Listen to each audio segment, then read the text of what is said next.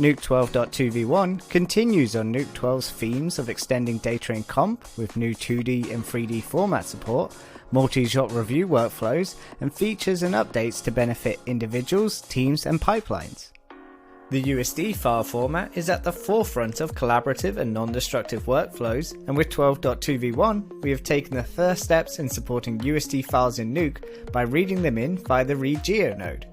This will allow users to start working with geometry data contained within USD files in Nuke, and has allowed us to implement some UI improvements to the ReadGeo node to better support current and future USD workflows.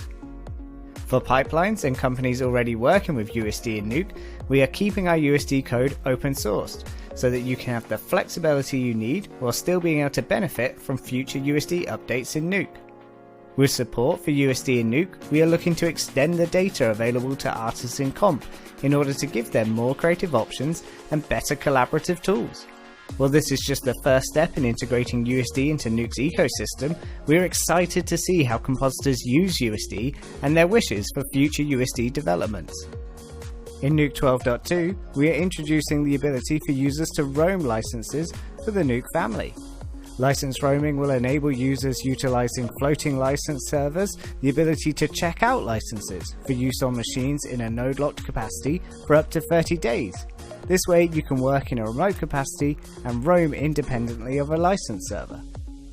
The licenses can be checked out and returned easily through a new UI interface or by the setting of environment variables depending on your needs. This has been an often requested feature and something we are happy to be able to now provide and give greater flexibility to how you work with Nuke and help keep artists' eyes on the image no matter where they may be. For 2D file formats, we are introducing a new MOV Reader and Writer that replaces the previous 32-bit and 64-bit QuickTime read and write support with a more stable and performant system for working with QuickTimes on all platforms. This update introduces broader QuickTime codec support across all operating systems, including H.264 on Linux. This work stems from QuickTime support being removed from 32-bit applications by Apple, but with this new unified MOV Reader and Writer, users will have a wider choice of current and commonly used codecs, with easier and more consistent behavior without the need for any deprecated third-party software to be installed. For artists wanting to work with the latest cameras, we're including support for both Red and Sony SDK updates, allowing users to work with the very newest camera data. With the Red SDK update, this will provide support for the latest Komodo camera models, as well as improved workflows with greater control over Red files being read into Nuke, such as demosaic and CDL grading options, as well as advanced controls for more custom setups. Nuke Studio Hiero and HieroPlayer will now support the reading and playback of AAC encoded audio tracks, and this builds on the work introduced in 12.1 that allowed for MOV containers holding audio to be imported in Linux and Windows, removing the need to extract and import the audio as a separate WAV file. This work is in a large part due to feedback provided from users sharing that the majority of audio tracks from editorial references and used in review are AAC codecs, and we wanted to make sure that we were extending our file format support to provide the best review workflow possible. With Nuke 12.2, we've extended the work on DNxHR support so that DNxHRs wrapped in MOV or MXF file types can be written out across the entire Nuke family, including directly from Nuke Studio, allowing you to create high-res HR proxies or deliverables from each of the applications directly.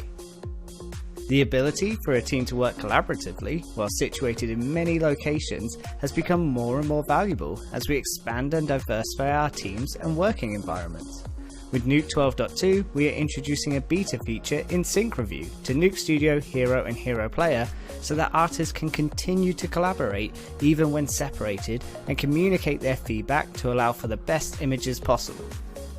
This work is initially beta, as while there are more features we will be adding, we feel there is a genuine benefit to bringing this feature to users a little bit earlier and providing a new way to enable teams to collaborate and continue working together to a shared vision of the final image.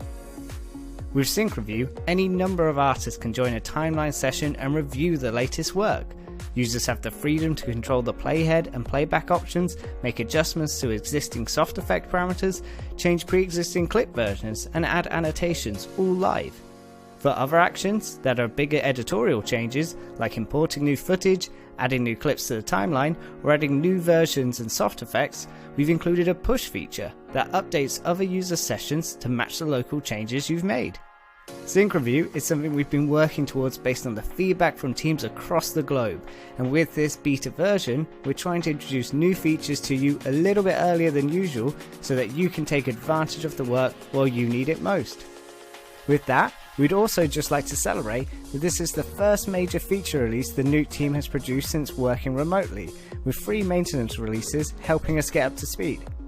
With these unexpected and difficult times, we're working hard to try and keep listening and supporting your needs as artists to help you keep producing amazing images, giving you more creative options for collaborating and working with the latest data, or introducing new workflows to help you work more efficiently. Thanks for being a part of the Nuke family, stay safe and happy comping!